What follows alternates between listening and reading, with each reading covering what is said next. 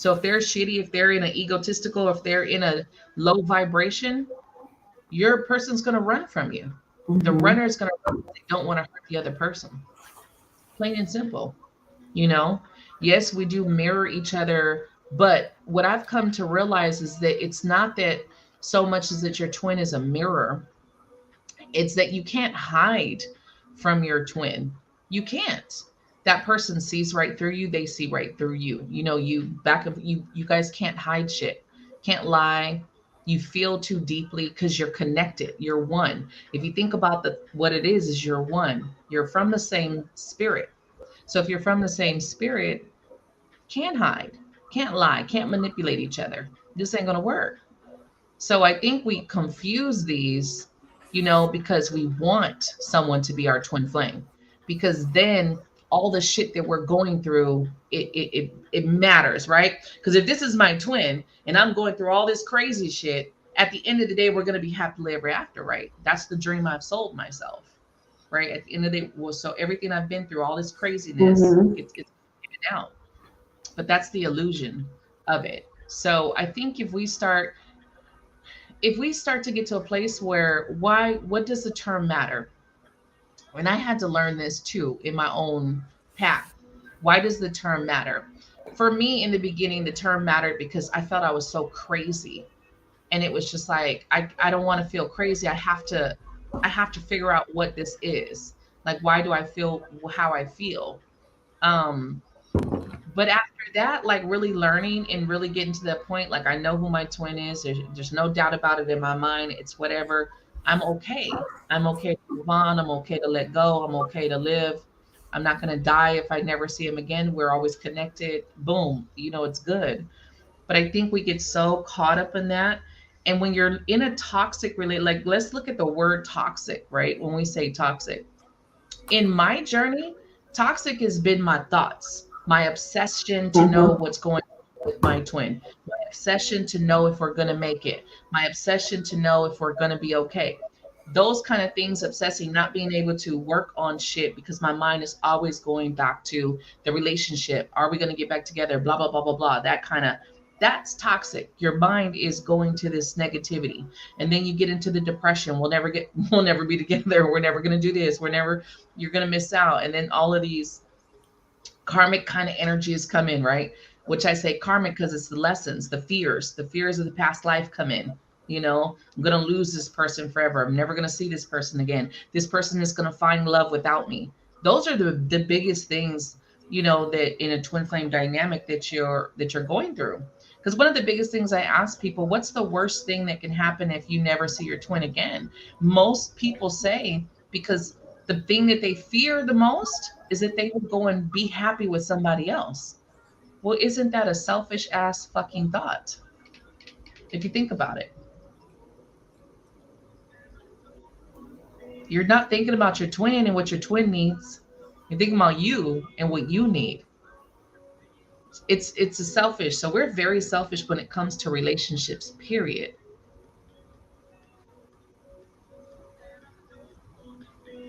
Well, I remember we I talked about a little bit about that before, about where I think when, I don't know about men because I'm not one and I can't speak for one, but for right, women, I think sometimes when men find happiness somewhere else, it makes us at times wonder what we did wrong, right, why you didn't love me enough, why wasn't I good enough? So we start to get down on ourselves like there's something wrong with us because that person didn't change for us or that person didn't do right, that for us. At the same right, time, I think people need to realize it's kind of like Facebook where you're really just looking in. Nobody knows what that person is actually going through. Nobody knows nope, what that woman is going to be going through in the next 2 years, 3 years, 4 years, 5 years. Maybe he didn't change. Maybe it just looks like that.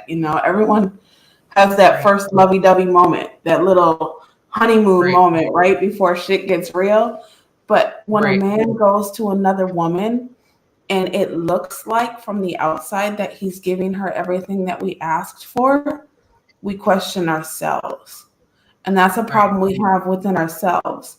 Because if we right, weren't insecure, and I say that not to hurt anybody's feelings because I've even had these feelings before. But when we Yep. allow something like that to make us insecure, it's because there's something within us that is still missing. Right. Because we would be happy with or without that person. Like, oh, you found another girlfriend. Oh, go ahead, Right. congratulations. Like, hope Right. this one works for you. You know what I mean? Like, Right. Right. as Right. long as you don't come back to this door, like,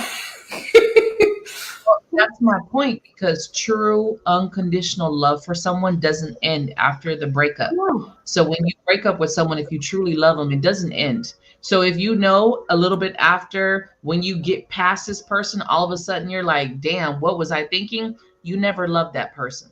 And I'm going to be very honest and real with you. If afterwards you look back and you're just like disgusted or something like that, you never loved that person. Yeah, It I was say never that really to my kids with love. I say if you really loved a person, you will always love that person, whether that love. be Yep. in the shape, form, or fashion of just wanting them to do better, or loving them as a person, or loving them as a friend, or just grateful that they had come into your life. Not saying that you have to be like, oh my God, I still love him so much. You know what I mean? Right. Like, Right. Not in no. love, but still Right. have You that just have a respect. love to where if something were to happen to that person, it would somehow hit you in your heart space. Right. Instead of like, oh, that's their karma. You know what Right. I mean? Instead of being like, well, see you later. You know, you're like, damn, that's fucked up. You know what I mean? Right. Like,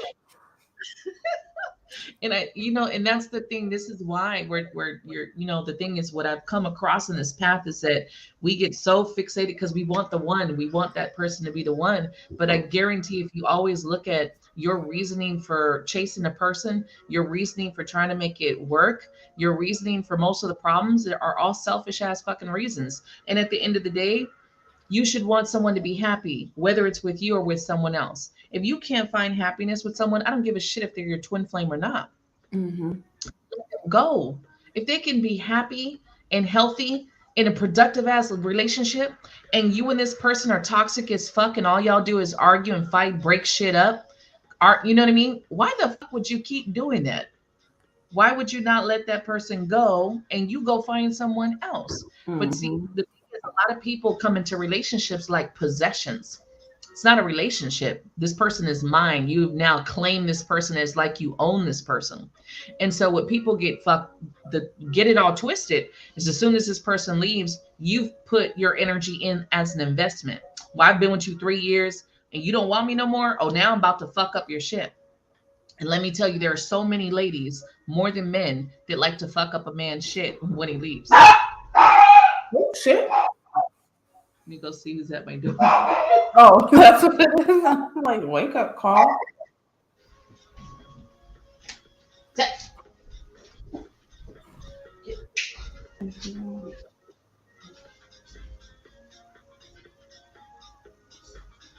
I'm just trying to read the comments, y'all. I literally woke up as soon as I got on here.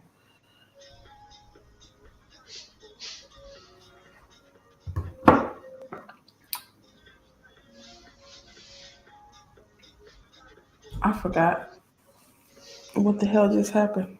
Yeah,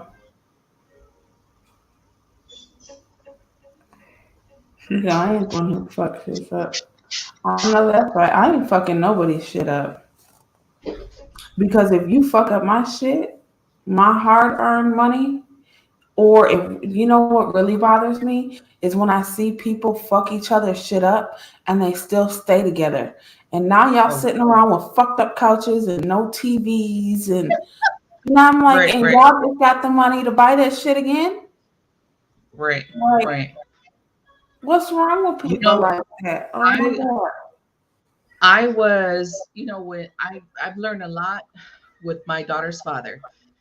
And I haven't been in a long-term relationship since that, and that's been 20 years ago, because of one, my fucking attitude, my anger, and everything else, right? So one of the things, unfortunately, at the end, it got destructive. It got very destructive. And I remember doing some crazy shit to one of his cars, and I won't admit anything else. But But it was out of this anger because he was it was that when that point at the end when he's still trying to come and still being with someone else and that whole Hmm. little shit show of energy. But I just think as someone who's grown and elevated, we have to get into the energy of allowing people to leave our lives and not holding them hostage. You know how many men are fucking unhappy in a damn relationship, but Oh yeah. because they get ridiculed for leaving, because they're leaving their family, they're not a father, this, that, and the fucking third. They're scared that they won't see their fucking kids. I don't think that's okay. And I will always advocate. Why? Because I watched my brother go through a lot. Watched my brother go through a lot of his baby mom, holding his daughter hostage, basically. You know what I mean? And not letting him see. They went to court. My brother lost. He was only able to see her certain times. He missed a lot of birthdays, a lot of holidays. And I feel like, unfortunately, there are a lot of men that are stuck, don't want to be there, but because we're not giving people the chance to change, right?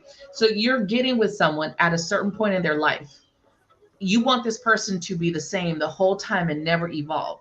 The second they evolve and you guys maybe say you're not meeting this person and they want to leave because of that, we get fucking, well, I'm not going to say we, but I've seen a lot of people get pissed off and mad. We're fucking shit up. We're taking the kids away. We're using the kids as husbands. And I'm just like, why does it always have to be a shit show? Why does it have to go to that part? And then you'll hear people use those terms. That's when it's like, oh, that's my twin flame, that's the karmic, he'll be back. What? That man is, if he does leave, he's in a whole nother relationship. I don't give a fuck Yeah. if it's your twin flame or not. That's the Well, person that's that what I they was choose. gonna say. There's a lot of men who take shit because a lot of times, and I don't want to say now that I feel like I've gotten older, but especially in that 20s age, and for men, especially even in that early 30s age, there's a lot of men that don't leave because they can't. Because you have the house, you have the money, they drive your car still. You know what I mean? Or they're getting money from you. So they're taking your shit, but the minute they find a new person who treats them any kind of good, that's when they end up leaving. But they don't leave all the way. They do one foot in, one foot out because they still know they can get shit from you. Right, So right, they're nice to you on Tuesday, Thursday, and Friday when you about to get paid, but the rest of the weekend they over there with her because they are trying to leave. But a lot of times we don't realize that. And I think too, I think the one thing about women, and I've caught myself doing it this year, is when all hell breaks loose, we do that. Like you said, oh, I did this and I built you in the last 3 years and blah blah blah. But right, when you get into an argument and that shit starts to flow out of your mouth, you realize that you didn't do it out of the genuineness of your heart. You didn't do it out of a heart space. You didn't do it out of love. You did it thinking you were going to get something in return. And now you're right, pissed off that you didn't get the return that you feel like you right, deserved. right. Now it's a transaction. Now it is now no longer a relationship and love. You are looking at what you are supposed to get back. Like, I've Yep. been here for this long, I should have a ring on my finger. I've been here this long, I should have this. But again, that turns the relationship into a possession and a transaction versus a relationship. Because if we really look at it, right, and we look at all the spiritual teachings that tell us to be in the moment, to enjoy the moment with someone. So that means also your relationships. Enjoy